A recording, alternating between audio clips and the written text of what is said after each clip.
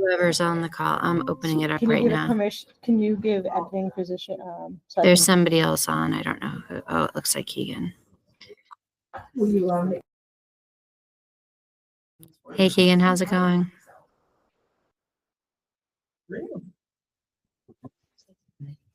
That's okay. I'm going to mute you right now. We've got a presentation tonight, so we're just figuring out the tech on our end. Okay. So just hold tight. Thank you.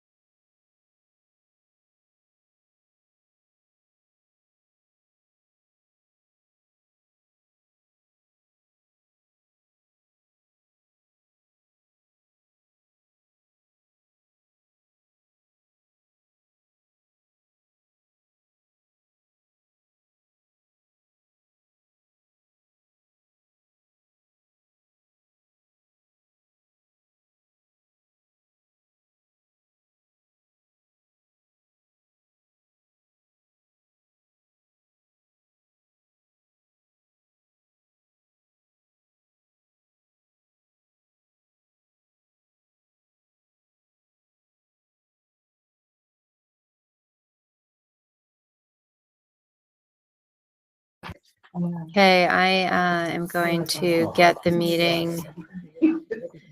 Let me start recording and then we'll get started. Hi, everybody. Hello.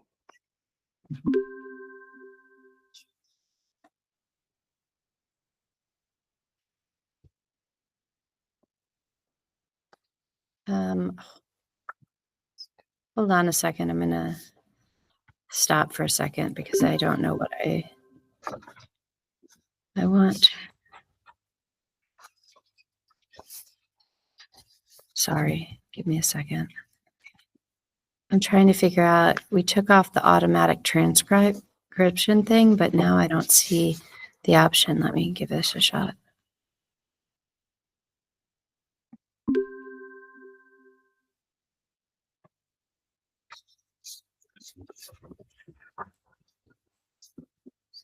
All right, well, I'm hoping it's transcribing because I can't figure out where the transcription thing is. So, okay. All right, it is 6:31 and I will call the meeting to order. This is the only meeting of the year where I start the meeting because you have not elected a chair following the March election. So we'll start with public comment. Anything you want to say? Okay. Okay. Anybody online have any comment they'd like to make? Okay. Seeing none, we'll move on to board organization. So the first order of business is to elect a chair, and I will take chair nominations from the board or public. I nominate Julie Mack as chair. Second. Okay, so we have Jenna nominating Julie Mack. Any other nominations? Okay, hearing none. I'll take a motion to elect Julie Mack as Mettawee Board Chair. So you'll make a motion? Sorry. Okay. Yes, Jenna's making a I motion. will. Do I have a second? I'll second. Okay, Corey. All right, any discussion on that nomination? Hope you're okay with that. Okay, yes. She's willing. to do that. Okay, all in favor of Julie Mack as Mettawee Board Chair, say aye, please. Aye. Any opposed? Any abstentions? Okay, passes unanimously. Julie, I will turn it over to you. I'm sorry, I'm going to try to turn this so we Our can. next agenda item see is to people. elect a vice chair. I would entertain a motion on, or a nomination for vice chair.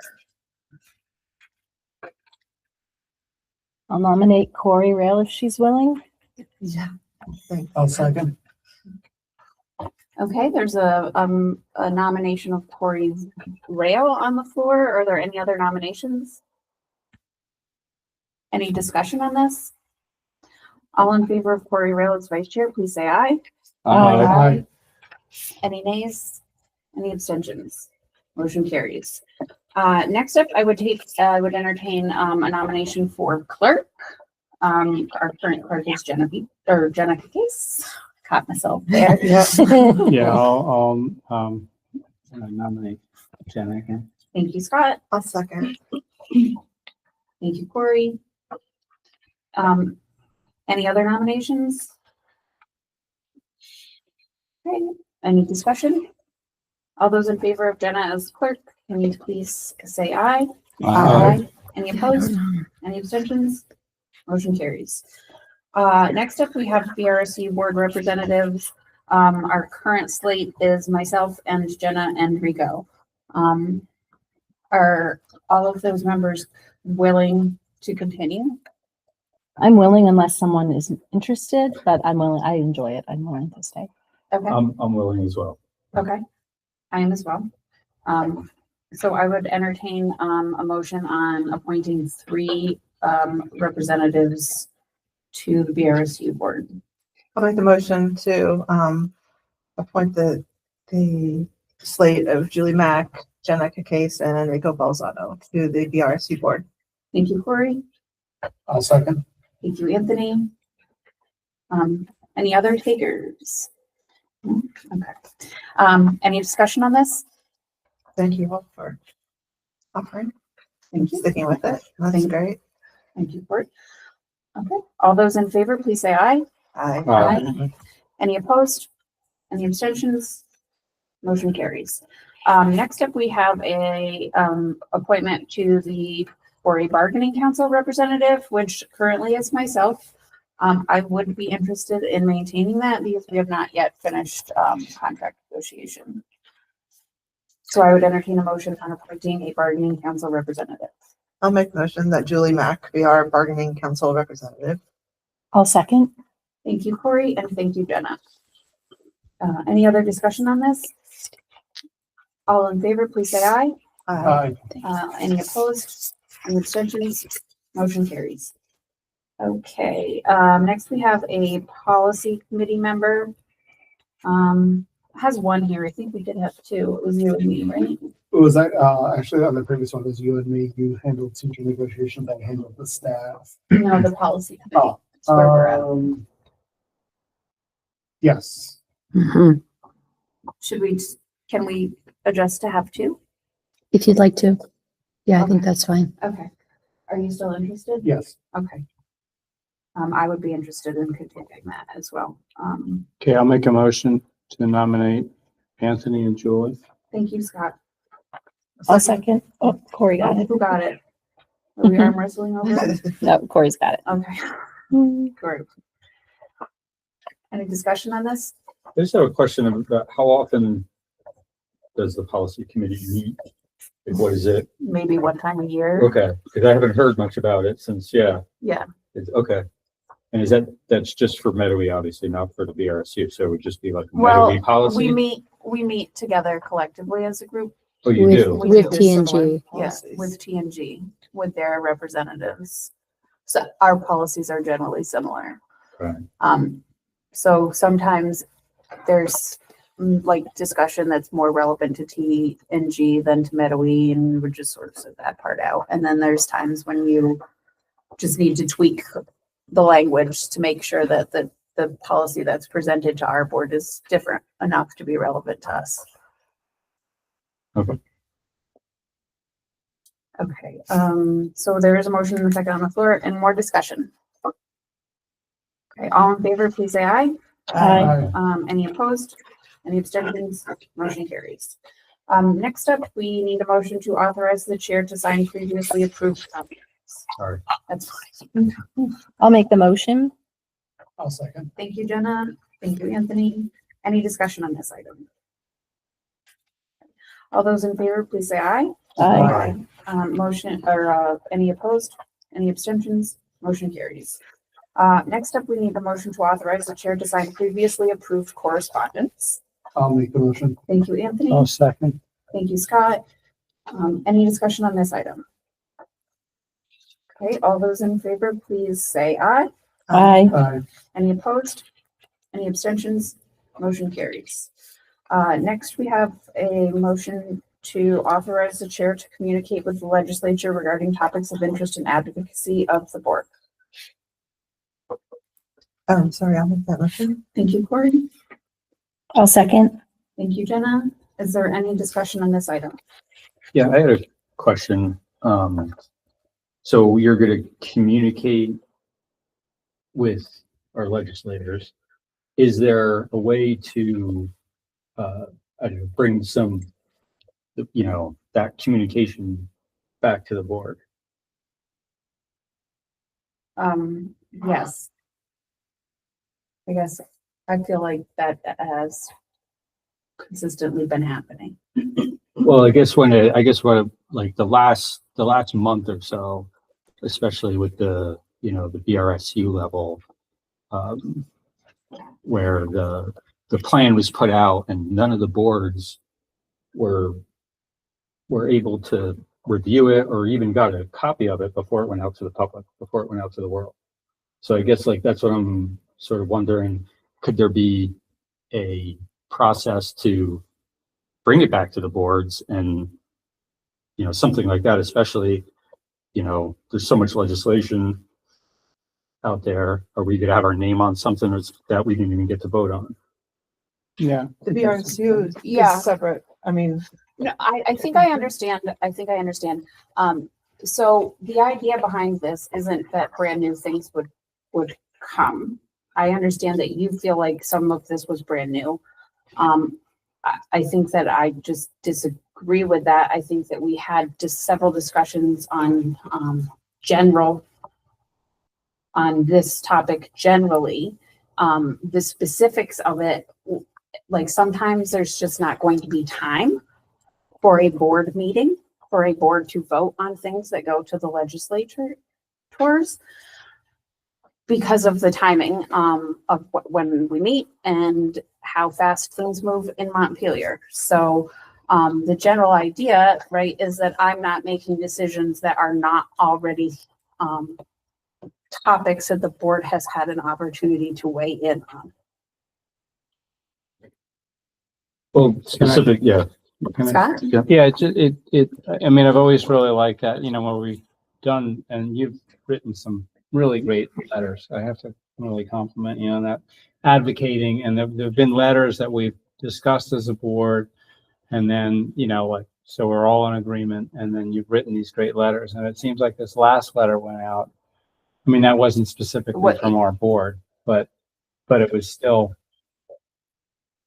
kind of, indicating like our board was all in agreement and we hadn't discussed that. So it was just a little different than all the prior letters that had gone out. So I think that that's been a really good, and an important kind of way that we've done things. And it's, I know it's all happening quickly and stuff. So Yeah, but it is all just- happening quickly, and it was something that was in direct response to things that were happening in the legislature, like Mhm. that week, that felt frankly scary. I mean, Conlon's second draft was scary and needed an immediate response. So it got an immediate response. And that was So there's, BRC? it was the leadership team of the BRSU. It was not the BRSU board. Like, I want to be clear Right. about that. It was, Yeah. it was not the BRSU board. It was the leadership, team, which is the chairs of the boards collectively. That kind of worked on that.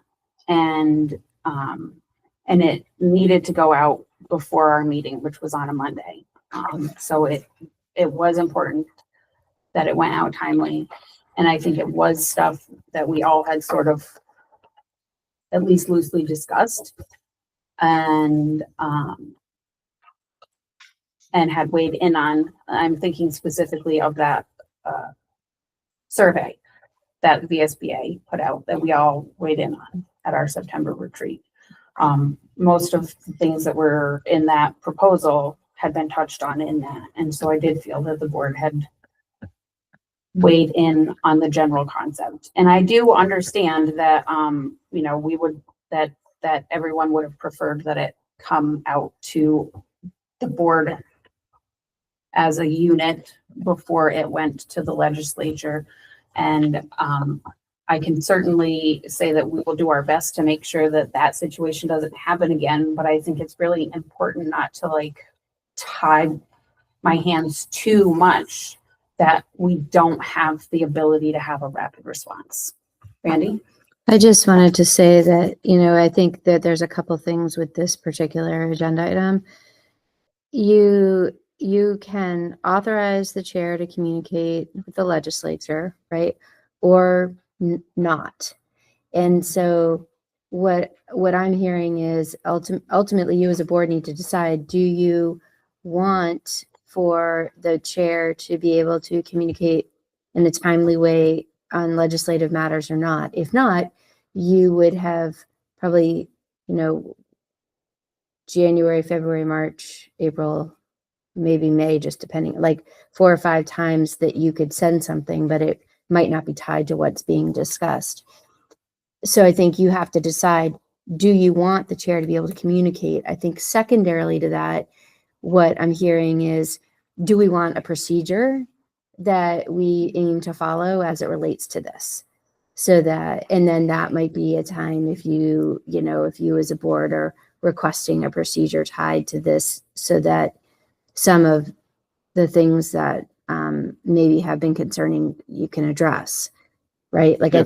I think there's 2 different issues going on, but you as a board want to decide, do you want to be able to kind of be timely in advocacy and authorize a chair to be able to respond and communicate, or not? And if you don't, understanding the decision associated with that.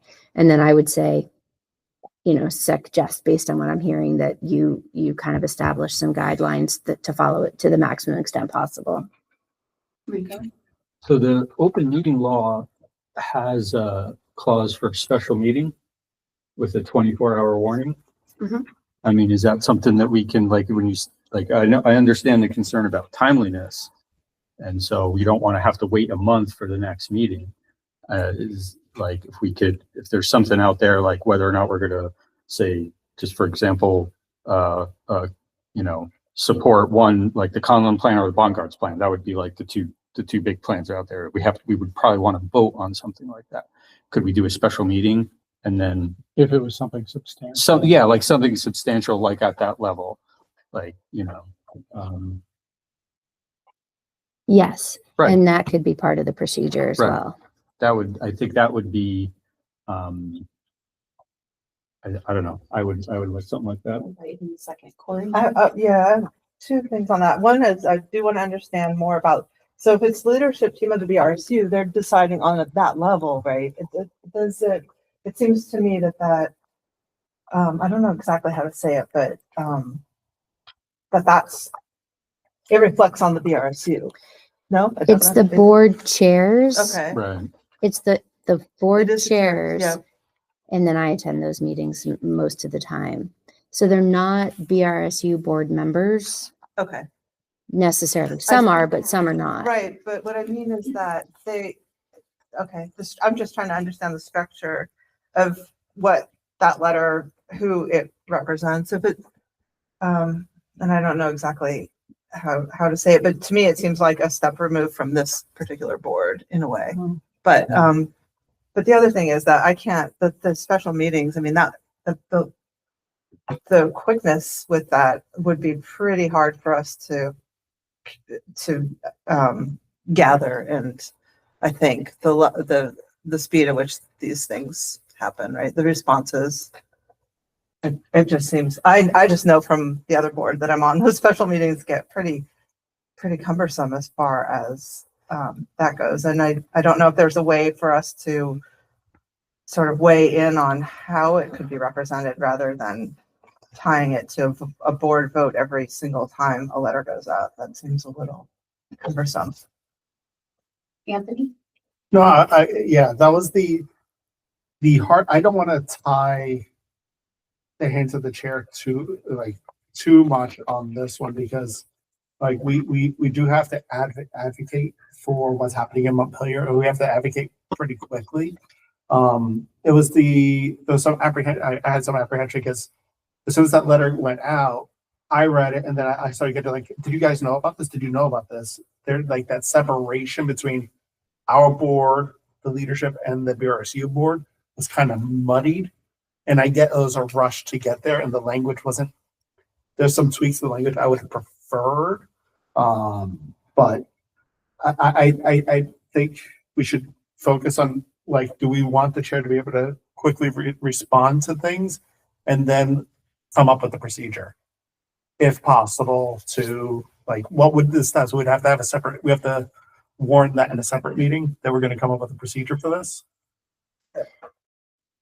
For communication? Unless you suspended the rules and amended this agenda. You could also, yeah, let me think about it. I mean, that is part of what you could do, and you could add it in. You could also add it to future agenda items and, potentially work through me to kind of craft just some guardrails until that next meeting. Since who knows exactly what will happen over the next month. Scott? I wonder if there was some kind of language in there that, and again, for kind of basic stuff as it's going, but if it was kind of this is like a substantial kind of, letter going out, that at least an attempt would be made to notify, that there would be notification to all the board members, an attempt to have a special meeting. And if that wasn't able to be done in a timely manner, then you'd have the authority or something. But just at least it's a mechanism that we're notified of what's happening that way. And if we're not able to do a timely special meeting, then you'd have that authority. But at least we're in the know that way, and we try. And if it's something really important, hopefully we could, come together pretty quickly if need be. So I don't know how that gets put, but just some kind of at least that way we're in the loop if it's something really important. So Jenna? I think that the challenge there is going to be, we would need to be able to define substantial, right? I know. What category does Julie need to call a special meeting? Mhm. I would also say that I feel that maybe individually we wouldn't have written that letter word for word, but the message in that letter, I believe, was something that this board had reviewed before. So I don't think anything in that letter misrepresented what we had all discussed as a board. Had it, I would have had issue with that as well. But it was clearly signed who the letter was from. And I think trying to be very precise about when Julie can, when she can't, having us, sign that we agree with something, I think that is scary in the times we're in when quick responses are needed. Go ahead, Corey. I definitely agree with Jen. I put that very well. How many board chairs are on this leadership team? Because then four. I mean, then theoretically 4 districts would have, or 4 chairs would have to have special meetings as well to make something come together? That seems really, I can't, the logistics of that seem kind of not effective for what we need to do in the legislature. Rico, you also wanted to say something? Yeah, but I forget. So Okay. Anything else on item I before I call for a vote? Okay. All those in favor, please say aye. I, Okay. Any opposed? I'm opposed. Okay. Any abstentions? Okay, motion carries. Next up, authorize the superintendent to sign previously approved contracts. I'll make the motion. I'll second. Thank you, Jenna. Thank you, Anthony. Any discussion on this item? All those in favor, please say aye. Aye. Aye. Any opposed? Any abstentions? Motion carries. We have an appointment of a truant officer and a suggestion of Tim Oliver. I'd like to make the motion. Thank you, Anthony. I'll second. Thank you, Corey. Any discussion on this item? Do we get a report or of any kind from the truant officer? No. Okay. Any other discussion on this item? All those in favor, please say aye. Aye. Any opposed? Any abstentions? Motion carries. Okay. Next up, we have to designate posting locations, and we have a suggestion of the school here and the West Rupert Post Office. I'll make the motion to I'll- designate those locations. I'll second. Thank you, Corey. Thank you, Anthony. Any discussion on this item? Okay. All those in favor, please say aye. Aye. Aye. Any opposed? Any abstentions? Motion carries. Next up, we need to designate a newspaper, and we have the suggestion of Rutland Herald. I'll make that motion. Thank you, Corey. I'll second. Thank you, Jenna. Any discussion on this item? Yes, Anthony. I did, I think I bring this up every year, but it has to be a publication that has a daily. Yeah, it's supposed to, although I don't know that Any- anything on is daily. actually daily, although I think the Rutland Herald is. Yeah, I think the Herald is. Yeah. There's a daily edition on the Herald. Yeah, my question is the distribution, the Rutland Herald's distribution down here. I've never seen it in any of the stores in our area. So my concern is we're putting notifications in there that our communities are not able to see it. Do people get that in the mail? You can subscribe to it. Yeah. you I can think get- so. I think a lot of people access it online, like so Oh, many yeah. other publications. Okay. Which I do think they have, I think online they have daily publications, but I don't think that they have a daily print Yeah. version. It's probably the best we can do. The alternative is the Bennington Banner, Hmm. and I don't know if that's more widely received here than the Herald, but those are really your two Or the options. Manchester Journal, but that's really, That's not Because it daily. doesn't No. have. That's daily. only Free Fridays. Press isn't daily. Right. So I think that's, yeah. Yeah. Then whenever you issue like our stuff that goes out is it's going to be circulating different places. Mm-hmm. This is just for like ads and things, but like when it comes to school stuff, I don't know, Bob just joined in, but we put it out there to multiple places so that they publish. Hmm. I think it's pretty standard, as far as the papers go. I don't think, I mean, there wouldn't be something that has more of a reach for this, and this is in Rutland County, actually. The school is. Bob, did you want to weigh in on something on this? No, I was just going to say that the Manchester Journal publishes a hard copy once a week, but they do have a digital copy daily, Monday through Friday, but that probably doesn't hit the definition. But Does it? No. No, I every year I say this is a good piece of a new bill to put it, to update things from the 1900s, but it hasn't gotten, so I'll remind you again, Mhm. this We have is no- a good update to current legislation, Okay. but we don't have it yet. Okay. Any other discussion on this? All those in favor, please say aye. Aye. Any opposed? Any abstentions? Okay, motion carries. We need to establish a board stipend payment date, and we have a suggestion of February. I'll make that motion. Thank you, Corey. I'll second. Thank you, Anthony. Any discussion on this item? Okay. All those in favor, please say aye. Aye. Any opposed? Any abstentions? Okay, motion carries. Is to establish a district clerk and treasurer stipend payment date, which the suggestion is June. I'll make the motion. Thank you, Anthony. I'll second. Thank you, Jenna. Any discussion on this item? All in favor, please say aye. Aye. Any opposed? Any abstentions? Motion carries. Okay, we have a motion to reauthorize the superintendent to sign financial orders. I'll make the motion. Thank you, Anthony. I'll second. Thank you, Corey. Any discussion on this item? Okay, all in favor, please say aye. Aye. Any opposed? Any abstentions? Motion carries. Okay. Next, we need to approve board members signing the code of ethics. You just need to sign So them. we just need to sign. Mm-hmm. I put a hard copy in front of each of you. Okay, there's a pile here in front of Corey. So we don't need a vote on this. No, you just need to sign it. Okay.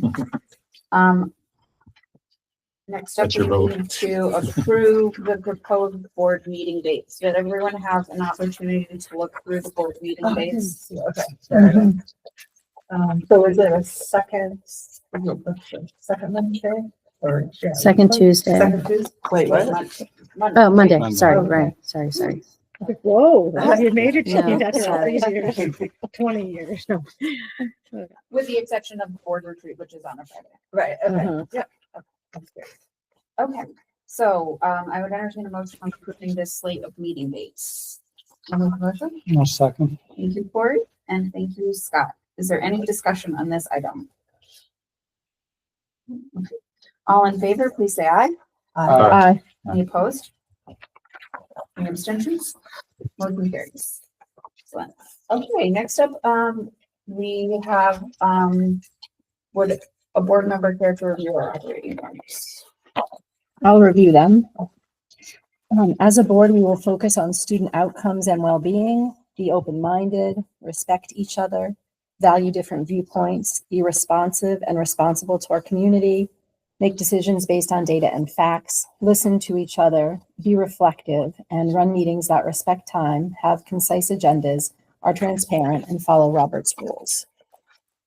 Thank you, Jenna. Next up, I would, entertain a motion on the consent agenda. I'll make the motion. I'll second. Thank you, Corey, and thank you, Rico, for the second. Any discussion, is everyone comfortable with this? Do we need to call anything? Okay, all those in favor, please say aye. Aye. Any opposed? Any abstentions? Consent agenda approved. Okay. Next up is executive limitations, so I will turn it over to you, Randy and Skylar. Yeah, and Brooke. So we do have a presentation for you today. So in the fall, we share fall data for schools and the SU. And then in the middle of the year, following our winter assessment window, we provide you with an update of that. So, Skylar and Brooke are going to both present. Skylar is going to give you a brief overview of the SU data, and then Brooke will give you some information about progress and things happening here at the school and things that are going well and things they're working on and all those things. So I'll turn it over to you, Skylar, okay? Okay. Yeah, so I'm happy to report that I was here about a year or so ago doing something similar and shared a whole bunch of good news then, and I have more. So what I'll do is this timeline, just a quick reminder of the amount of alignment and programming that our staff collectively has gone through over the last almost 6 years now. I know that we've had some discussions here about some early literacy programming. We put some math programming in for intervention the last year. We are seeing staff kind of marinate in these resources, and what seemed like an insurmountable task early on because they're very comprehensive. They've refined their practice and they've engaged in colleagueship and collaboration across schools. It's really awesome to see these things. It takes time for change to take hold, and we're at the point now where we're starting to see it really happen. That being said, it has also helped us identify some areas in which we can continue to grow and that might need additional attention. So same slide as you saw last year. I just wanted to remind you all about the journey that our teachers have been on collectively. So iReady, as you know, is the most relied upon data point. We take it 3 times a year. We're going to start with math, and this is your performance over 5-year time that we've had already. You can see a pretty big gap, or a pretty big leap rather, from 23-24 to 24-25. That was the celebration from last year, right? This big increase. Slightly less so this winter. So this is the winter assessment window, which is late January, early February. You can see they represent grade level proficiency, right? So we have significantly less kids 3 grade levels below and 2 grade levels below, that kind of 1 grade level below. We expect that to get smaller as we enter the spring. So by springtime, that will be shortened up. We're still doing pretty all right. Now I'll give you some comparative data points. This is a national norm group from the assessment that was delivered in 22-23. This is a national year to date, which is nationwide, 10.3 million kids on this math assessment. And then this is, I was able to segregate Taconic and Green and Mettawee. I know it's sometimes you just get a lot of BRSU data and you're kind of lost, you're a drop in the bucket. So I wanted to take the time to pull that out. And you can see we're kind of outpacing T&G. The N size is 24 kids for T&G, 93 Mettawee students. Okay. This is a 4-quadrant growth chart. You have your horizontal axis is performance relative to national growth, so it's percentile. So performance versus growth. Ideally, everyone scores in the 4th quadrant, high performance, high growth. Each one of these dots represents the 6 schools in Bennington-Rutland Supervisory Union. I've highlighted Mettawee Community School where you perform. So you are to the right of the 50th percentile, which is good. And you're in that high growth area as well. So I will share math this year. As you can see, everybody is performing really well, but in terms of growth, I mentioned our time with some programming has allowed us to identify some areas that need maybe some additional work. This is one of those instances for mathematics. Okay. This is reading, same metric that we led with. You can see again, 23-24 to 24-25. There's a big leap from winter to winter. We're continuing to grow positively with 58% of students theoretically on grade level. Your number of kids that are significantly behind is also shrinking. And this is that same reading metric compared to a norm group, national year to date, in this case, 8.9 million students. 730 Taconic and Green students and 81 Mettawee students. The reason that number is lower is because this metric does not include kindergarten, because we use our Amira readiness diagnostic for kindergarten instead of iReady. Okay, so you compare favorably to T&G as well. And then you're going to see the quadrant chart for reading. Again, each dot represents one of the 6 schools. Mettawee has been highlighted up in that 4th, in that high performance, high growth quadrant. Questions on larger scale data before transitions to more schools? So it means high growth, meaning that it's a big improvement from the previous year. Yep. Right. Great. Yep. And if you think about the horizontal axis, it's kind of like, because it's percentile, right? Your distribution would be like a bell curve. So as long as you're to the right of the bell curve, it means you're performing more than 50 percentile. Yes. I saw a report a couple of weeks ago from the state and kind of said everything was not as rosy as this picture. What data is the state using? They're using the Vermont Comprehensive Assessment Program assessment that is designed to be a rear view mirror look and not a forward facing look, in the same way that iReady is designed to be forward facing so that we can learn from it and adjust accordingly. The state assessment system is, in terms of organizational improvement, I would say there's not much value outside of it being the metric that the government uses to describe how well your school is doing. And how do we And that's compare? grades 3 through 6. Yeah. How do we compare to the state on that using this, the Yeah, statewide? relatively favorably.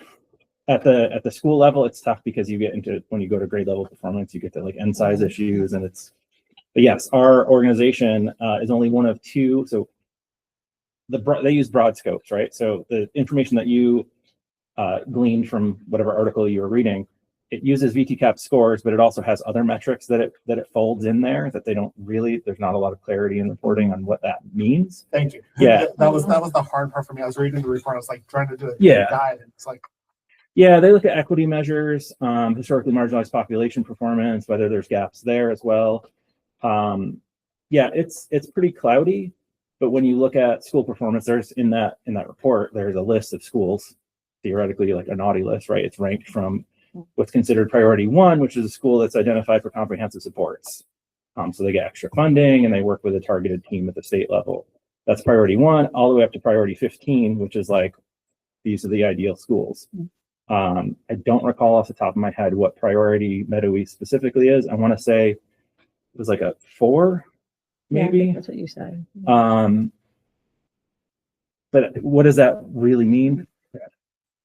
That's debatable. I've asked for raw data. We've reviewed some raw data because we've had schools misidentified before, including Mettawee a couple of years ago.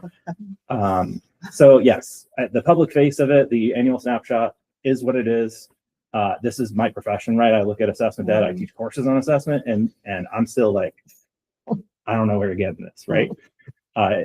They have a lot of different weights to different aspects of how they determine school quality as well. I'll talk a little bit more about it also in my report, that particular thing. So it's probably better for Yep. us to continue going on with theirs, and then Yep. we can talk about the state report card when we get to my report. thank you. I have one question Sure. about the, this. So, how long ago was Amira started for the kindergartners?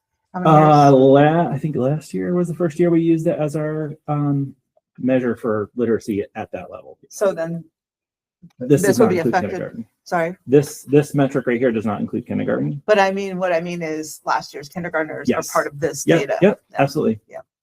So if I'm understanding, we're comparing favorably in this graph to the other schools. Mhm. Yeah. Now they're using the same curriculum, right? Yeah.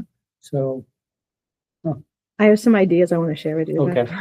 Yeah, I'm just I curious. think that just, again, big picture, because that's what Skylar's presenting, all of this data every year looks better and better. So what we can see is that making the changes that we've made to resources and really bringing that floor up, we're seeing the impact of those decisions. And, last year's data was good. This winter's even better. I'm excited to see the spring. But when you look for, we made some very big decisions about going with really evidence and research-based materials, aligning vertically and horizontally. We're seeing the benefits of that. And Mettawee's doing well. All of our schools every year are doing better. So I'm really proud of that, proud of our teachers and leadership around continuing to support the work, improving the way we analyze data and respond to students and familiarity with programming. So I think there is a lot of good things happening, and Mettawee's data is looking great. So So I think you probably recall last year when we had the Mettawee graduates at the RP meeting. yeah. One of the big items was that most of those students didn't feel that they left here ready in regards to math. Yeah. So can you just talk a little bit more about some of the supports that have been put in? Because we talked, I think, kind of extensively about the fact that we have a new math curriculum, but Mhm. these are separate and additional supports that you were referencing, Mhm. right? It's Okay. part of my presentation. Yeah. Okay. To get to that specifically, but yes, programming that you're utilizing here is common across our schools, and we are seeing impact. With math, it's specific domains of mathematics that seem to be lacking from the larger curricular resource, and it seems to be hitting kind of intermediate grades like 3, 4, and 5, more so than others. And there's lots of speculation when I meet with math leaders on it's, automaticity, it's people don't know their multiplication facts. It's like as old school as that type of conversation. But you all here are utilizing a resource that kind of has set the trend a little bit for some of our other schools who are having similar issues, and they're kind of following Mettawee's lead with some of the practical stuff.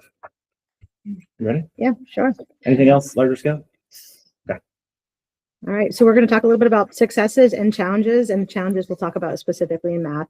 So reading, looking at the goals that we had set, is that we really wanted 83% of our kids on Amira to be in that typical range, and we're on track to meeting that right now. So we're excited about that. So looking at data in Amira, our kids are making gain, and we have them practicing throughout the week, and then we have our benchmarks. So we're seeing improvement with there.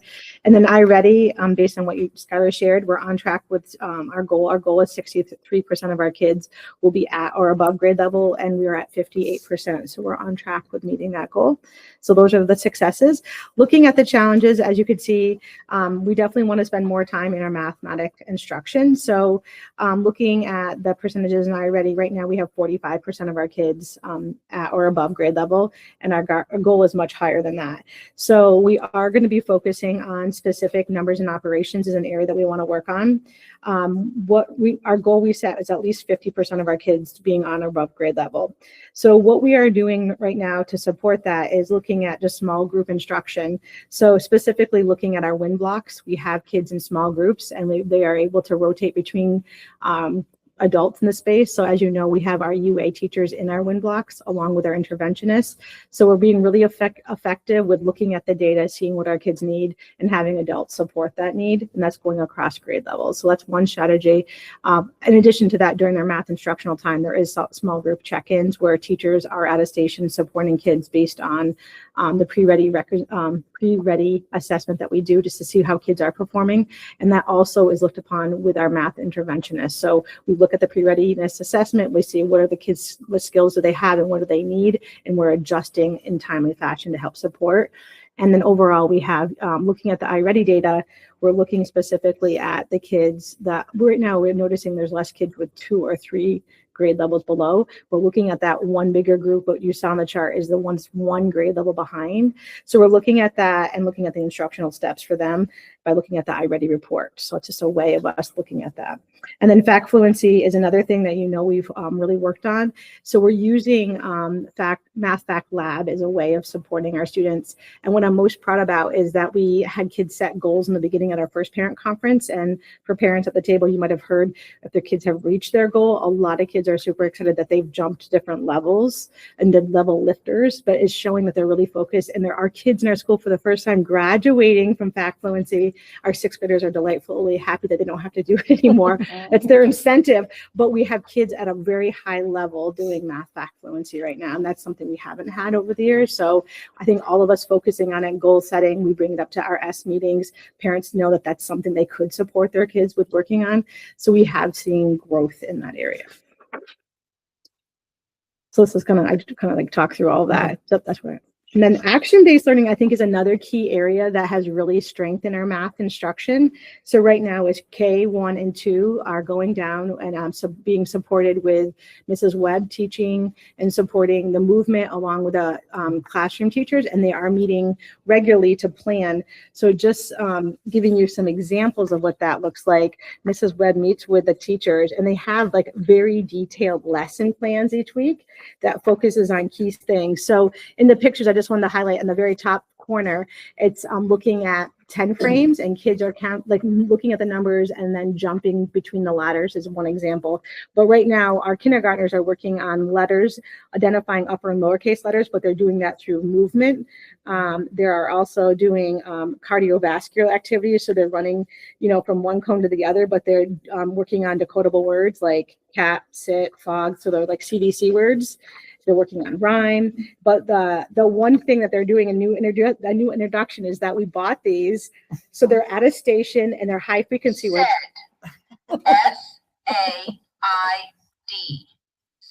So they say it, spell it, say it, and then they are then being able to jump when they say those letters. So this is independent because it's already being taught by a teacher, but it's at a station.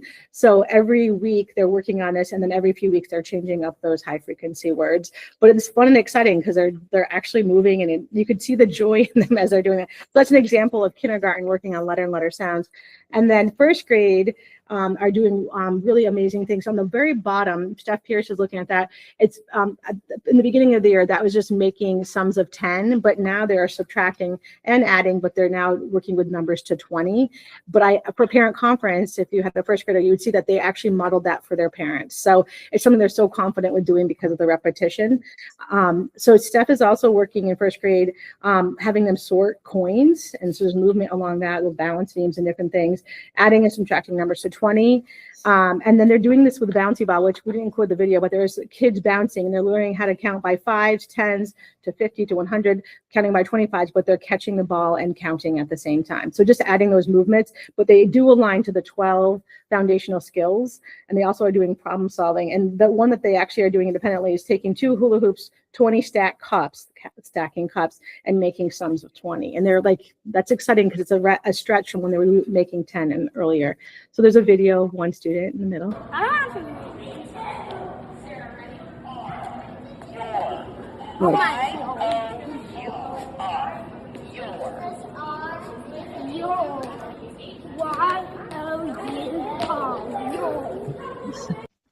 On the walls, if you would go in there to see, the kids are either reading letters, words, or math facts, and they're crossing the midline by doing that. And that's one station that they're pretty independent at doing. So that was exciting. And then second grade right now is working on geometry. So I interviewed a few students and asked what are their favorite stations. So they're playing Twister in that one picture in the corner, but I interviewed them and they love it. And this right now they're working on triangle and the different shapes. Anyways, that's one example. And then they're also having pictures. I don't know if it's included in that, but they had kids wearing a game called headbands. But what they're doing is they flip the 2 things above their heads. And what they're trying to have them do is if they see what their partner's number is and it's making sums of 20, they're working on fact fluency.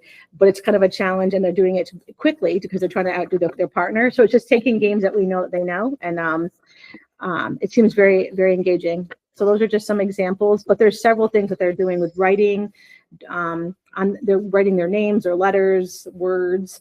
And so I feel like it's an opportunity for kids to get small group supports. There are some teachers at the stations and it's allowing them to move. And so there's a couple quotes that I wanted to incorporate in the presentation, like the last slide, but in it just states, one of them, I think ABL is great because you get to be physical and practice your math skills, and you also get to be active and learn. So there's a lot of pros to having this each week.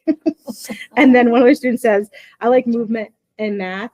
So it's fun. I like Twister the best because you can move from different positions. So that's just those 2 quotes I got from second graders. All right. So then moving on to social emotional goals that we have. So one of the things as an action step in our continuous improvement plan was just to survey students and see how they're feeling about peer relationships and relationships with the adults in our building. We found out a lot of information, and our social emotional team last month kind of like went through it. We found some highlights, areas of concern, strengths of our school. And then the one part we asked is like, if you had one person in our school to spend more time with, who would it be?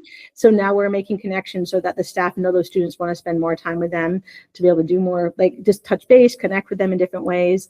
And then through our social emotional team, we found like 3 kids that we were concerned about just based on how they viewed themselves, and we have like an action set for them. So the survey questions that came up to us is like the ones that we were worried about. I can work with anyone in my class. So out of the whole survey of all kids, there were 14 kids said they disagreed with that. So that's like a number. We're like, wow, we need to like work through why can't they, or feel like they can work with others. And if an adult asks, I can tell them how I'm feeling. And we had 8 kids disagree with that. So those are kids that we want to like look into and to see how we can support. And I can understand how other people feel. And there are 6 kids. So those are the ones that are areas that we want to focus in, specialize in like thinking more about that and how we can support like gaining skills in that area. And our response to that is when we focus on these few students that we were worried about is like, how do we have lunch, breakfast, any adult time? We noticed that one kid liked to draw. So we asked Amy Harris to spend some time with that student and bring a friend with them to work on some of the peer relationships. But overall, we just want to make sure we're tuning into that. There's a lot of positives in our survey, what kids like most about Mettawee, what they want to see us continue. And a lot of it goes back to school-wide events, such as, I'm going to highlight a few of them, but the Winter Carnival, field day, and those types of things. So we know community building is really important. So this was actually from last month. We absolutely loved it. We had a beautiful day, and we had a 3-station rotation where students were able to go sledding. We had an obstacle course, which was something we hadn't done in years. And then we had kids building like forts and structures out in the soccer field. And it was just a really important way for kids to, we group kids in different grade levels. We had kindergarten and 6th grade together. We had pre-K join as well. Then we had like 3rd and 5th grade, so just different grades working together, and the kids really appreciated that. And then we also had time for them to be with their own peers and doing activities. And also staff were part of it. You could see in those pictures, like Mandy Thomas was in there with some of her students, and Sarah Dunbar was building a relationship with a pre-K she'll have next year. So it was just a really great way to collaborate, and it was all inclusive. There are kids from all different places asking to do things together and build together and cheer for each other for the obstacle course, and it was just really positive. So. And then All School Read was last week, where we all picked one book to read across grade level. And then we were able to do some projects with it. So the book was just published like only a couple weeks ago. And part of the theme is like kites around the world. And we're all going to have the kids each kid make a kite in art class and be able to do some kind of celebration with that. In this day, besides all reading the same book, we had this opportunity for all kids to read at a time. So across the school, kids were reading either to each other, small groups by themselves, or with an adult. And it was just a cozy way to go. And I loved it because Roadrunner Restaurant donated chickpeas, and kids loved eating them. They're all through there. They're on like coffee filters, but the kids were just eating and enjoying the book. And it was just a positive way for all of us to have something in common. So it works on our social emotional skills, our core values, and some of the stuff that we had written in our continuous improvement plan. So that's kind of what I have to present tonight. Any questions? So I do think one thing I want to highlight, I think our success right now is really meeting, and Randy mentioned this, but the MTSS, we meet often as data teams. We're looking at data, supporting kids. If we notice kids are struggling on the iReady assessment, we dive deeper. And in that deeper dive, we're using a program called Bridges, which was highlighted in the first slide from Skylar. But it's a way for us to know exactly what skill areas our kids need. And those goals are then brought to S. So our kids have very specific goals based on the data. And then we have ongoing progress monitoring, and then we're checking in on that. So it's like, I think I'm so proud of that process. Our parents are proud of the part of the process of S, which has been the last few years. So the parents know the goals, and it's a communication that's happening amongst many people. So I think it's been really positive. And then looking at our WIN block is another dynamic thing that we have a lot of adults working and supporting kids. And then ABL, when we talk about collective efficacy, everyone's in and helping and supporting those kids at that time. So for your social emotional survey, have you found that like in some of the kids that you maybe initially are concerned with, like if you reword for them those questions, do some of them fall off, or do you feel like that's effectively capturing everybody and not over capturing? Right. And I think that sometimes years ago we used different surveys that we thought the language wasn't great. We're using the DESA now, and I think that is effective. That perspective of the teacher filling it out for the kids and their social emotional skills, except for 6th grade, they do it on their own. But this survey is very simple. I like being in school. I have friends at Mettawee. So we worded it very simply, so there wasn't any reversals or like statements that could be confusing. Like I view myself as a good friend. And there's only 3 things: I agree and disagree, or in the middle. So it's like not like there's several options that they can choose. So we felt like they were well written. We're doing it twice, so we're going to compare this at the spring. So it's just another measure that's a little bit deeper and more personable than just the DESA. So I think it's in one measure. I think there's a lot there. And I did notice that there's information that's like helpful for us based on what the students shared. Any other questions? Yeah. How often are they meeting with the action learning? I think that hands-on. Yeah, is that all grades? It's K to 2nd, and it's once a week. Okay. And the time frame is about a half an hour. It's so effective. And I would love any one of you, and it would be welcome to see what that looks like and videotaping. It's just kids are so engaged the entire time. They're focusing on themselves and their personal goals, and they're all part of helping and cleaning up. It's like very self-directed. They know the routine and how to do it.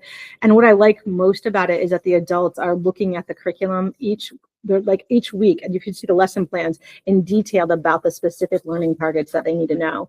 And if kids need more support, they're able to adapt and or challenge. There's a whole section to talk about problem solving. So the kids that are higher order thinking, they are really doing multi-step directions and doing things. So they're able to adjust to those students. And is that new this year? This year is new. So we went to a training last summer. There were 6 of us, and we really felt like it was important and that we've really done well. I actually sent past Friday a group of people to look at Robin Newton, who has been in the state doing it for many years. And we're going to debrief about their experience and seeing if they picked up anything new. But in some ways, I think we're more driven towards academics than other schools are doing more movement and like focusing on those 12 core foundational skills. But we are really specific on either looking at the literacy skill that they need. Kindergarten came on a little bit later. We wanted time to adjust, and then we've already seen the data, kids knowing their upper and lowercase data just by starting this, because there were some kids that weren't really making gains, and now we're seeing that they are knowing more letters. So Is that something like, as you kind of note how successful it is it possible that would be expanded and done maybe twice a week or anything like that? I think it's going to look at the whole scheduling and what it's going to look like across the SU, which Randy will be, I think, addressing or talking about.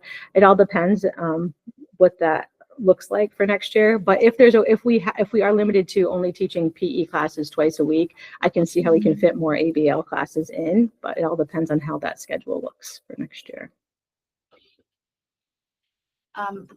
When we had the action-based learning presentation a while ago, you did say that it was for K1 and 2, but I thought that there was the other grades had some component of like brain breaks or something. Yes. So what is that like? That's just encouraging all this. If it was great if you were here, but all kinds of kids are walking outside, but it's incorporating movement activities, standing, so they're not sitting for long periods of time. So I'm expecting more movement breaks, and I model it at my staff meetings every single week, every other week when I do it. I give them a new activity or game or something to do, but it's simple things that they can do, and we're expecting that to happen.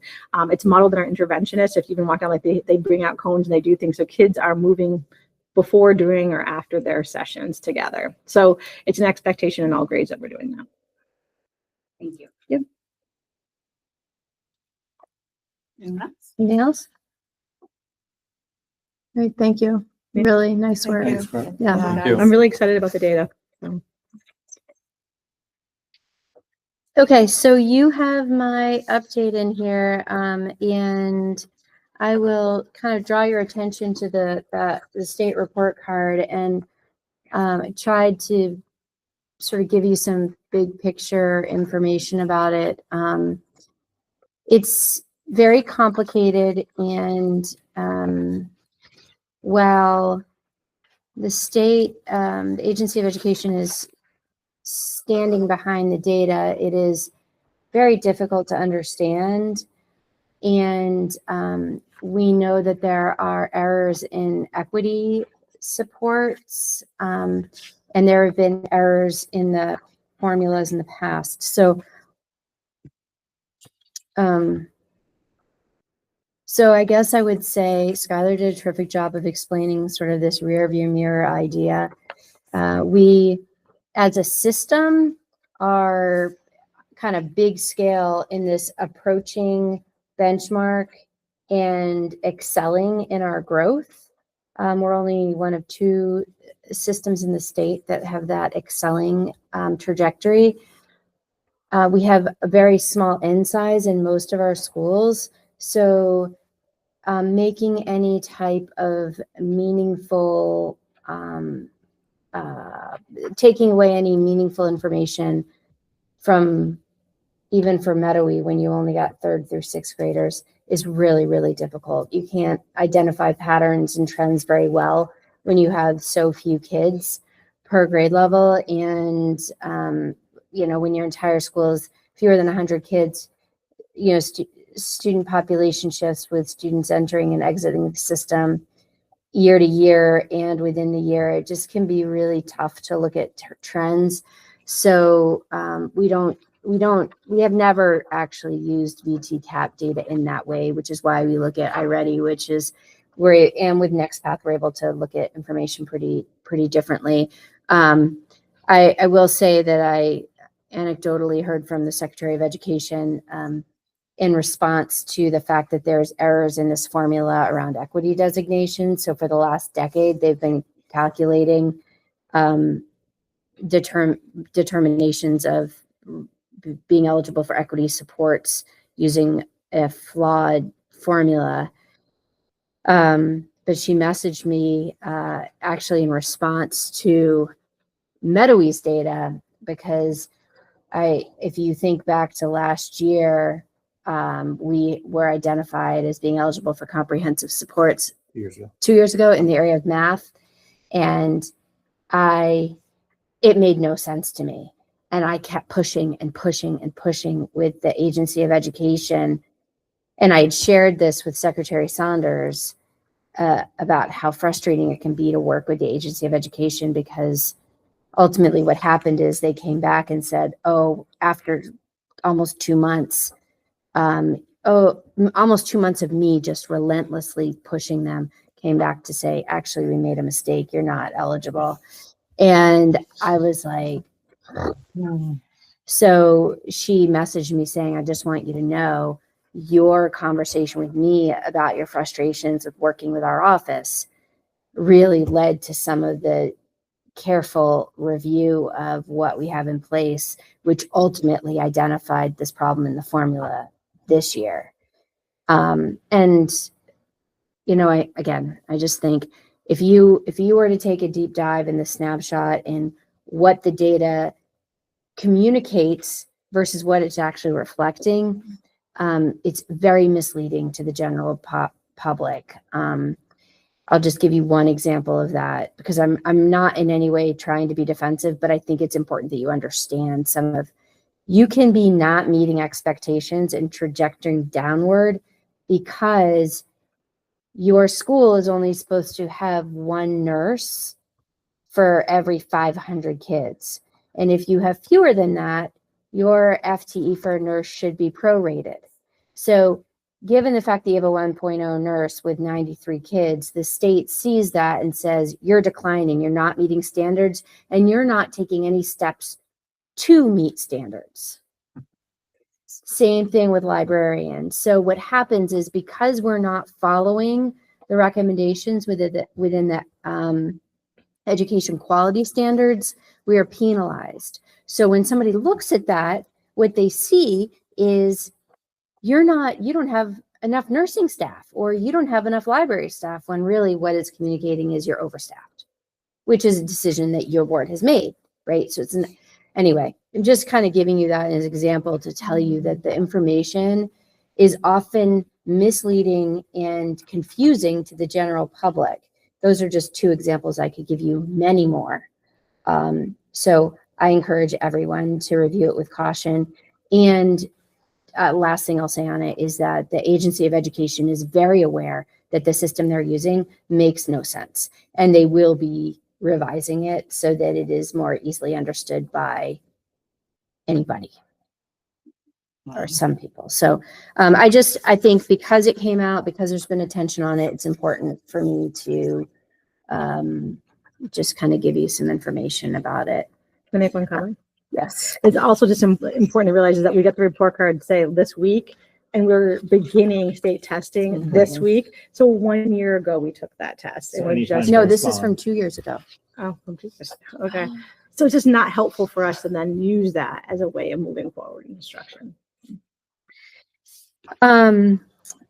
So you can see in here information about after school programming and summer programming that we're looking at, which I think is relevant to you. I put in here federal updates. It's looking like we are expecting to get all of our federal dollars. That was a big part of the conversation during budget season development. So I wanted you to know that we're expecting those dollars to come in. So Mettawee will continue to be staffed from the same funding sources as they have in the past.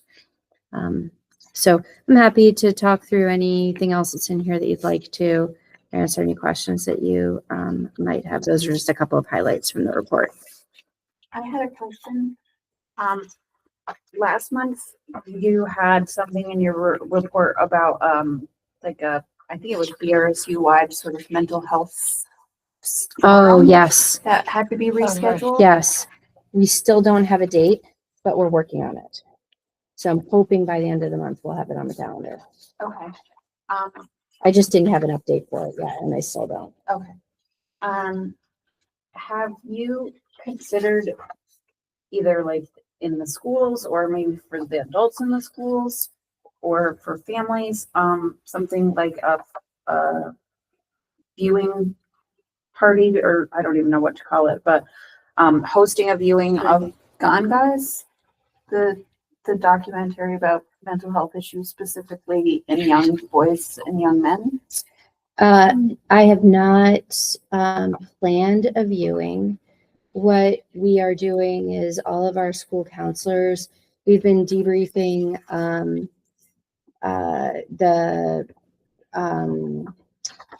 the student who died by suicide. I've been working with their team a lot in the last couple of weeks.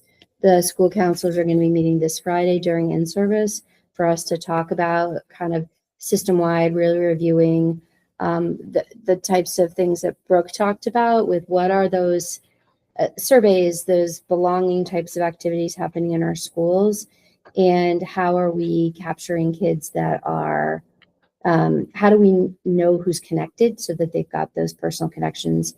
They're also going to be looking, we've got suicide screeners, we've got resources in place. So we're looking at, we're having them really look at kind of what are some of our practices in place, what are some things forward thinking that we want to have in place. So that may be part of what we end up doing, is hosting a viewing, but I can't tell you for sure what will kind of be the outcome of that. I think there's, I'm not directing conversations that they're having at this point, but it's a possibility for sure. Yeah, there's so many different topics on people's minds in different ways right now that it may end up that it wouldn't surprise me if we kind of did like a series of kind of open to the public viewings and facilitated conversations on a variety of topics, not being one of them potentially. Okay. Any other questions or comments for any of our leadership team? Just congratulations, Randy, on earning another certification. Thank you. How does Randy have any spare time? Randy doesn't know What was- unless he has any spare time. I remember you mentioning that at a past meeting. I was Skylar like, came into wow. my office with his, what is it called? No idea what you're referring to. The go a variety of different the filming. Oh, what is that thing a called? ring light. Yeah. I can't Oh, Yes. Skylar of all people has Wow, a a professional ring- ring light. Oh, Well, that's my wow. wife. She's a business owner and she does her own social media. So Oh, I had to be like, wow, So anyway, I have to nice. justify He did paying some an filming for outrageous the price video. for a ring light. I did advantage of It's it. the Thank best you. video you've ever produced. Yeah, thanks. Thanks to the ring light. that I recommend. So thank you. Yeah, I appreciate that. Thank That's you. awesome. Okay. Any other questions or comments on this section? Okay. Next item is reflection on annual meeting.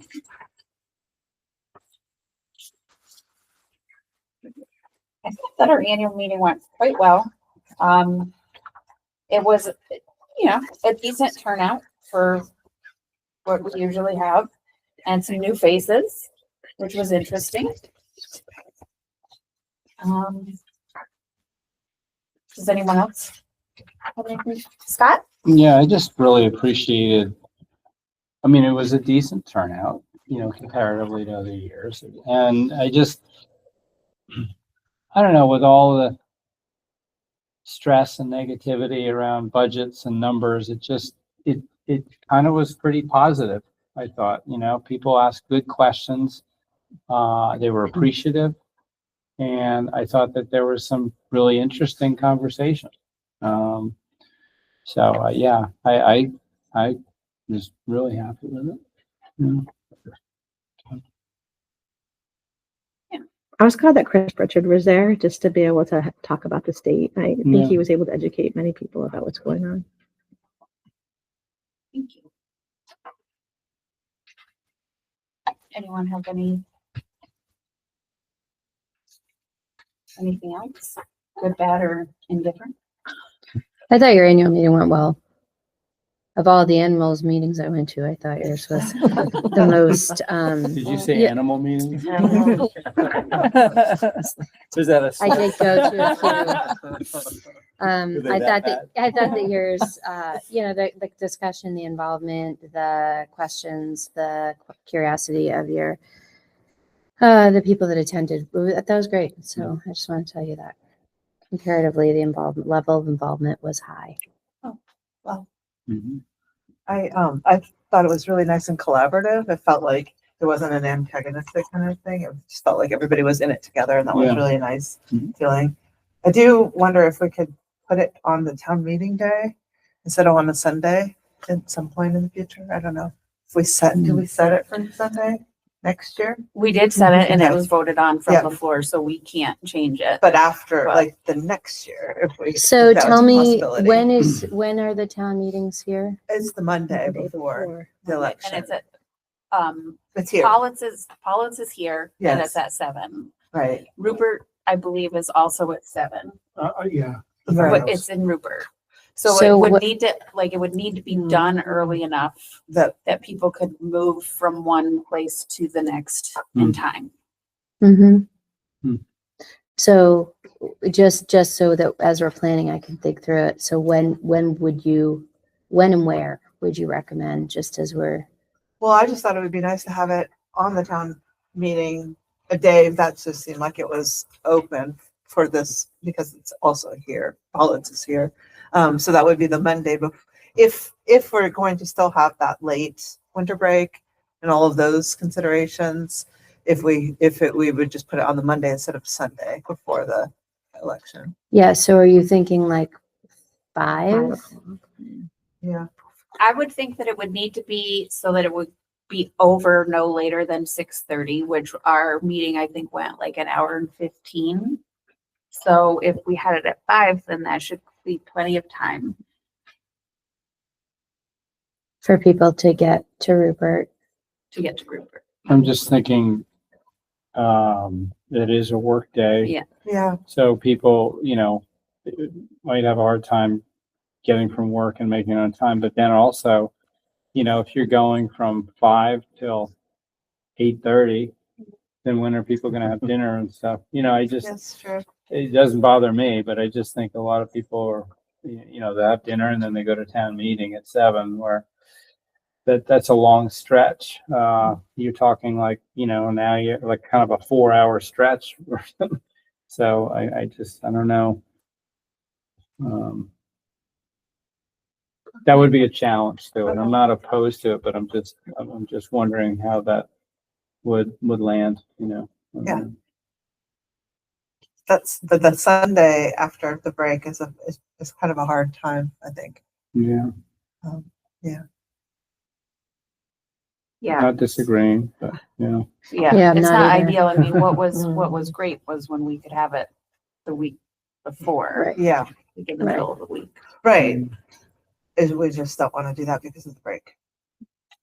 Right. but I think we did have, would you say, comparatively a decent turnout, or do you think we used to get more when we had it at that other time? I don't think it was enough of a difference I to think, yeah. make it.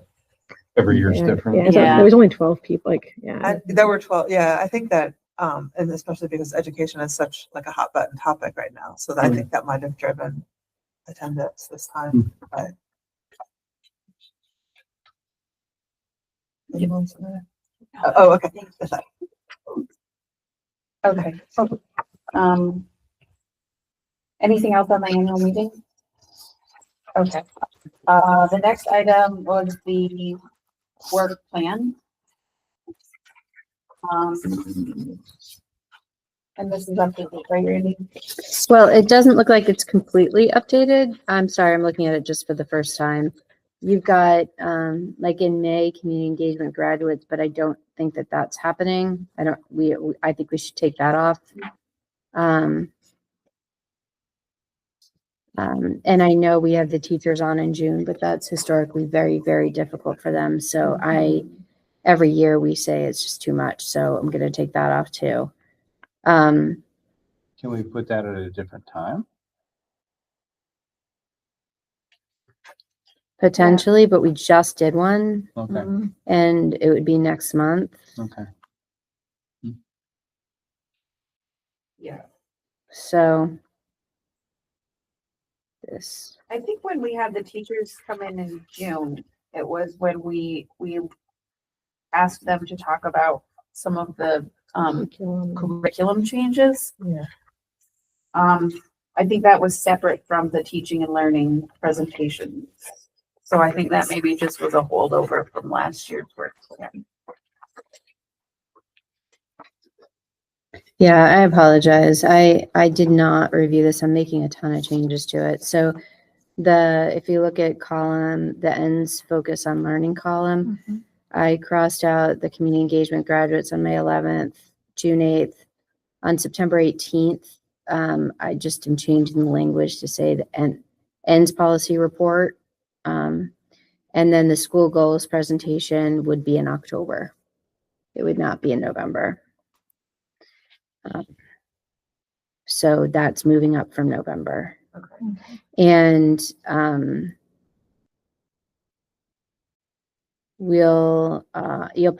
talk to Brooke. We'll probably put an update maybe in November, do a teaching and learning presentation in November and then another one in February. They like a couple, so I'm just trying to think about the dates that would work best. Yeah, before the budget stuff, or like November would be a fresh draft. Yeah. Yeah, November. We might do a teaching and learning presentation. That's definitely better than June. And then all of the policies have been updated according to the schedule that's on back of page 15. So, so you'll see, some that are just new, but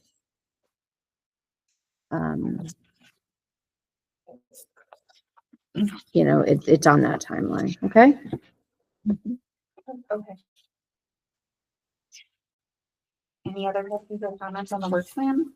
We, sorry, just one more thing. We did not include in here, I'm trying to figure out if we have it someplace else. Locations, do we have the locations on here? Because I told Celeste that we would talk about it. I can make a suggestion if we are doing teaching and learning or presentations, they're here. It's just easier. Yeah, I guess the question is, do you want to continue to rotate between the locations or do them all here at the school? I'm open to whatever. I wanted to connect with you about it. How do you feel about it? I wouldn't mind having more meetings here. I know there's the ease of access technology wise and whatnot compared with the Rupert Firehouse, but it's still important for the Rupert community to feel like they are shared stakeholders in the school. I would like to have at least a couple of meetings in Rupert. What if we look at where the teaching and learning presentations are and then essentially do something that looks similar to Rupert School, Pollitt School, Rupert School, Pollitt School, so that half of them are here, a quarter of them are in Rupert, and a quarter of them are at Pollitt Town Hall. Does that work or not work? Does it need to be at Pollitt Town Hall? Or can it be here, between here and Rupert? I think the only thing that was tricky is just sound. I mean, I only joined remotely once, and it was in and out, and you couldn't really hear. Yeah, how we many- did get a new owl because the owl was like 5 years old. And tried to clean it up and it just we just got a new one. So But the is new it one that works room? much better. Sound, the So the problem, acoustics are bad. Yeah. the acoustics aren't great in that room, but the issue that you were referring to was the owl was taking too long to Mhm. figure out who to listen to because it's designed to like follow whoever is speaking. And so it just sort of was short circuiting. I don't think that Paulette has the same feelings that Rupert has. And we're here, which is And, in and Pollitt. and this is in Yeah. the town of Paulette. So I think, yeah, honestly, if you want to just do, Pollitt and Rupert, I Yeah. mean, the school and Rupert, yeah, our house. unless Scott, you Well, want I to say just, something? I just wonder if the crowds that like to attend our meetings, thank you so much for coming. But I wonder, maybe that's why we don't have so many people coming, because I just wonder if it's more confusing by it changing location instead of always, it's always here and it's always the second Monday. I mean, I think it's publicized, so it's fine, but it's just a thought, like, it's just simpler, like people know the meeting is at this place but, Oh, that's a really good point. yeah. Yeah. So how about we try it this year? We'll do the meetings here then. And we just have, we don't, What if we did that and then had kind of one kind of one of the meetings with, some kind of a presentation or something where, and did that at Rupert, made it kind of a, okay. Not an event, but just something maybe, that would entice people to come and I don't know. We just kind of did one bigger meeting or more special meeting. Just a thought. Yeah. Maybe we have refreshments beforehand where we can mingle or something. I don't know. Or lemon bars. But we could test the hypothesis. Let's make the meetings consistently here at the school. It would be simpler, but Yeah. I want to make sure we're considerate of Rupert's time. So. Yeah. Anthony, have you ever heard from any of our folks in Rupert about not wanting to come here to the meeting? Not explicitly, no. Okay. No, I did not.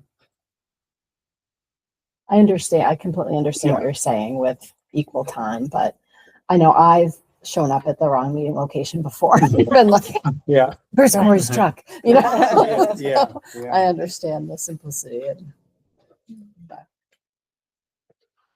Okay, so So- I'm hearing that we're comfortable having all of the meetings this year at Mettawee Community School. Would make it a lot simpler. yeah, I think so. We're gonna have to get more chairs. Yeah. We are. The proof is in the pudding. Scott, Yeah. so- Yeah. All right, so that's all set. Is everyone all set with this item? Yes, Yeah. I've got it. So our next, discussion is the distribution of the legislative update, which, is in here. There's several, links. I will say, just so everyone knows, that some of the, PRSU leadership team has started and just started, so it's not ready to go, but a response to H813.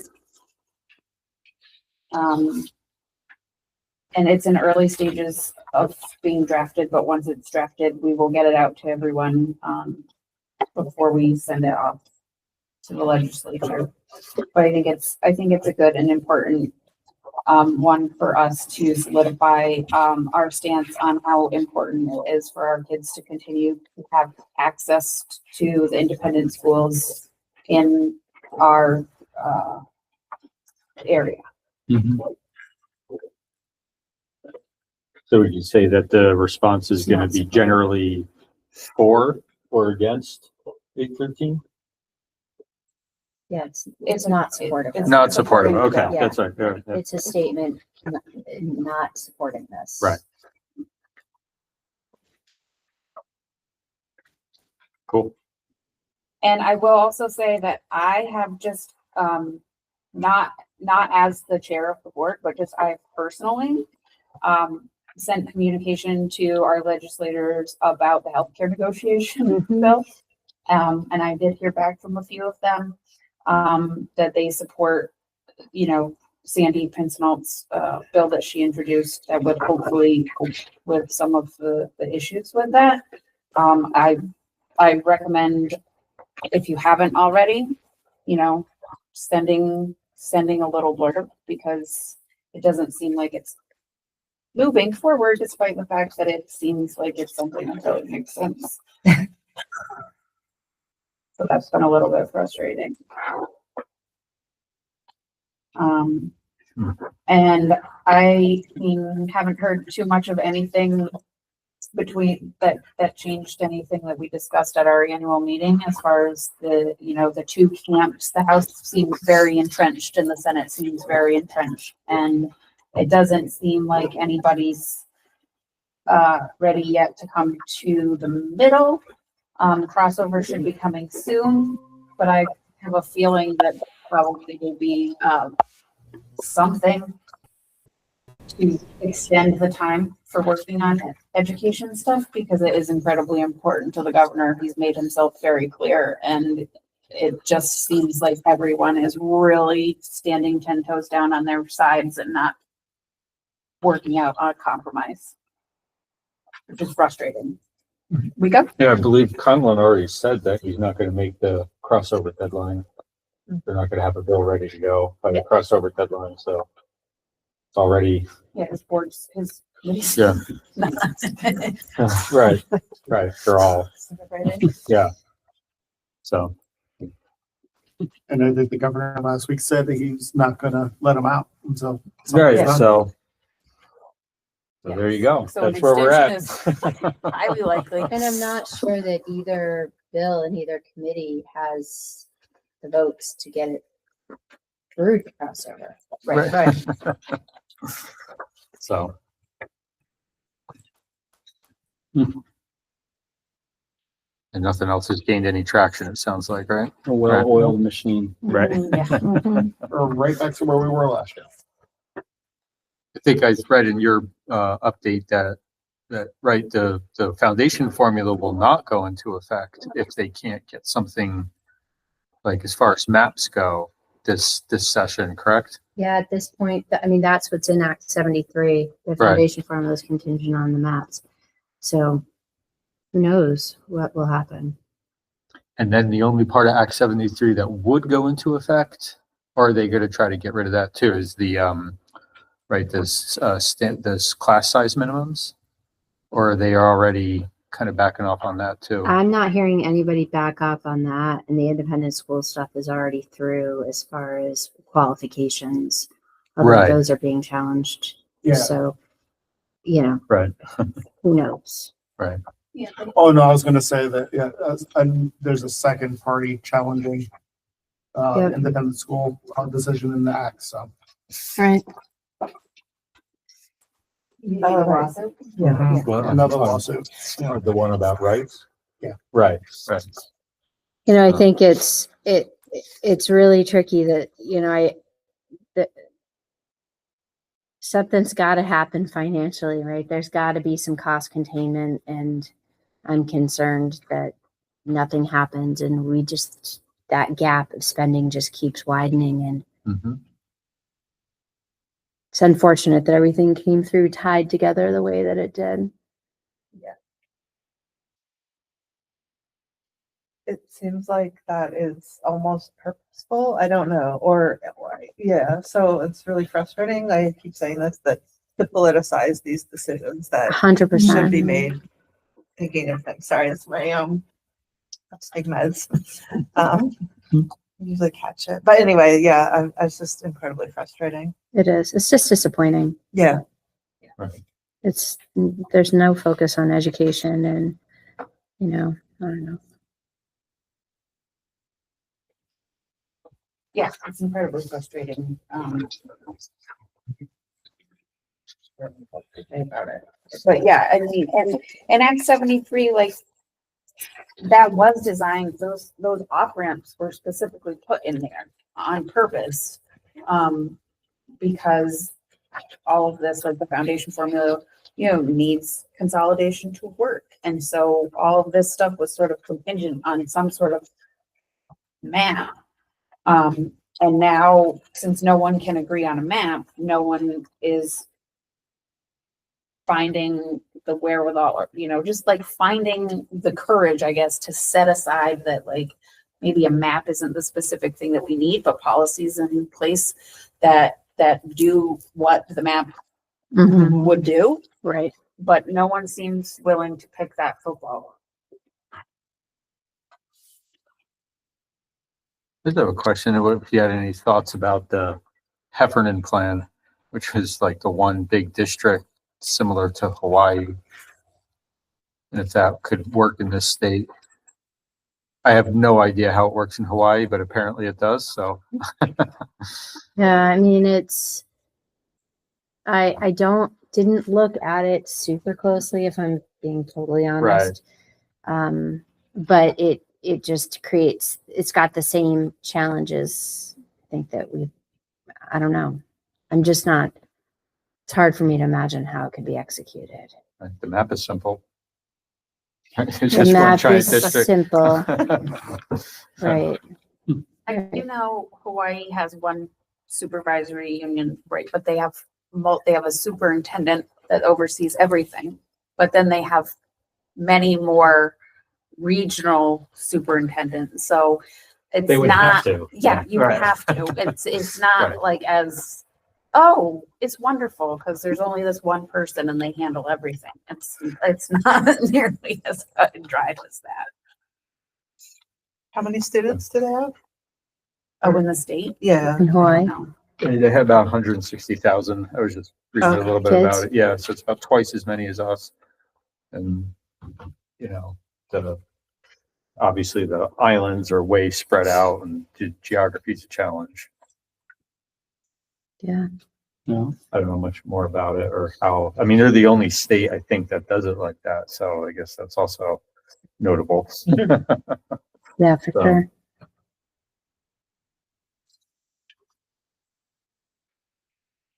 Okay, any other questions or comments on the legislative update portion?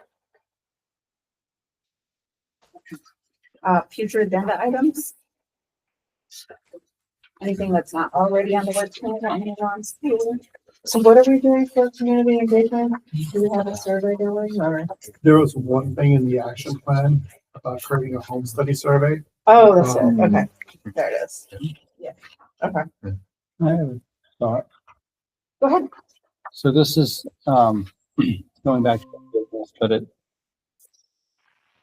I thought at the, annual meeting, Mrs. Neubauer had mentioned, the idea of getting more students into your district and the kind of that idea of students being able to be tuitioned in from other districts. And I understand there's challenges to that, but I just wonder about just putting it on the agenda to I don't know, to look at that again, pros and cons, because I believe, Brooke, you mentioned that you fairly frequently get calls, students requesting to be tuitioned here. So I think it's, that's that's what the problem is we don't have enough students. And if there was a way to do that and we're able to pick up, half a dozen or dozen or maybe even more students a year, I mean, we should look at it maybe. I mean, I know there's challenges, but it just really feels like reopening a wound that was, those were rough meetings. And, our legal counsel advised us against doing it at all. Mhm. The liability is huge for you as a district. It would be exposure that I wouldn't support. I mean, if you did it, and we would have to talk through it, but I could never support that level of exposure and liability. Because we would be on the hook for IEP money.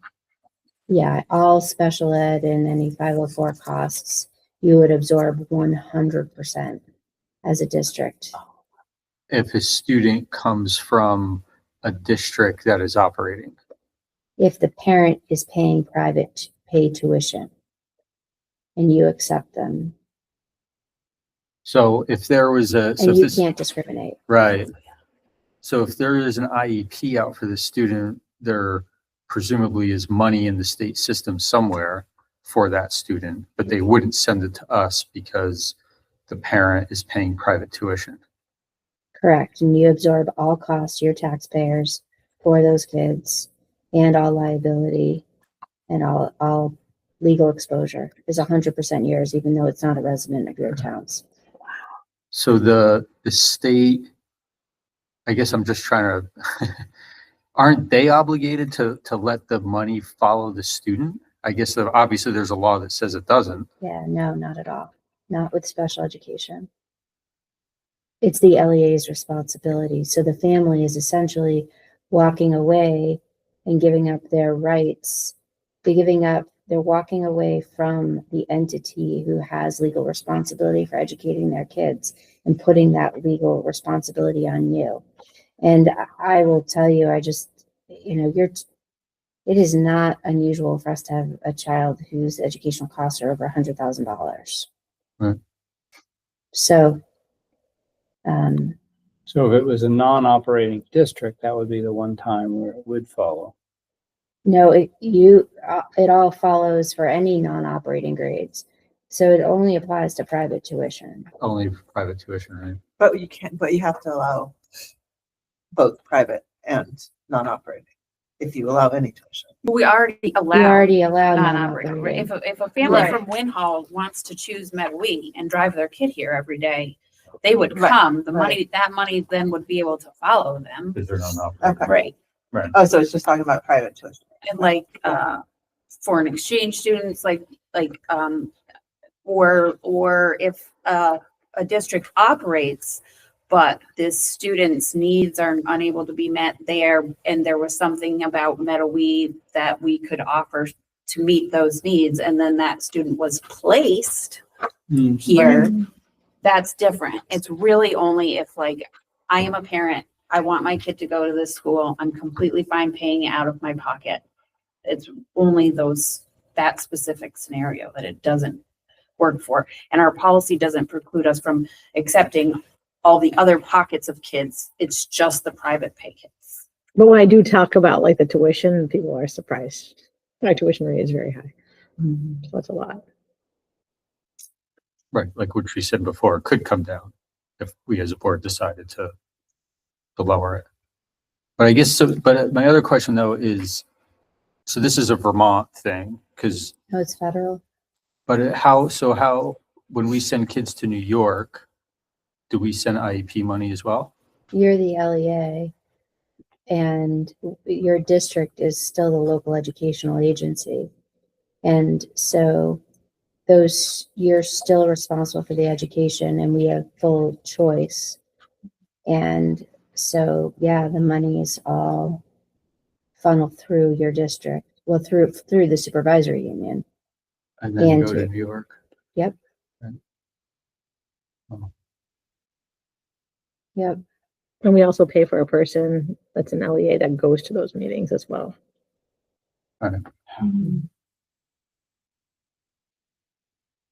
Okay. So frustrating. Any other thoughts on agenda items? Okay, we ready? Yes, I am. What is the level of engagement of all board members? Very high. Agenda followed perfectly. And linked to the annual work plan, yes, and we did even thoroughly look at the work plan. Sufficient time spent on community engagement, ends discussion and executive limitations, I think yes. Consent agenda used appropriately, yep. And did we adhere to the operating hours? I think we did. So I'll open it up. What went well? And if anybody has any objections to what I've said, let me know. I really appreciate that this board can kind of keep pace, like, especially in meetings like this where we have so many little like motions that we have to make and move through. And I appreciate that. You know, I don't know, nobody hesitates to go ahead and open their mouth and make a motion or a second, keep things flowing. Yeah, that's functioned well.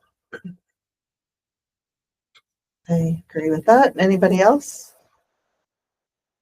I feel like we had some really good conversations again. I love the data presentations. That's always fun for me. Does anybody have concerns? And how could this meeting be improved?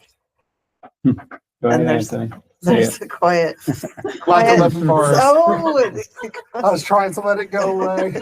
Hey, you did have chocolate chip cookies not too long ago. They I were know. good. Brooke, Thank they you were so again. much for those. Very nice. My boys were For really the chocolate appreciative, fan yeah. in here, yes, thank you. Okay, thanks, everybody. Well said. Yeah, I think, Oh, no, I was asking for if you were all I set. think, yep. Okay. Public comment? No pressure. Anyone online? Nope. Okay. All right. Well, having worked through the agenda, if there's no objection from the board, I would adjourn at 8:13. Adjourn at 8:13. Thanks, everybody. So is that some kind of high that you ride when you guys like pick a new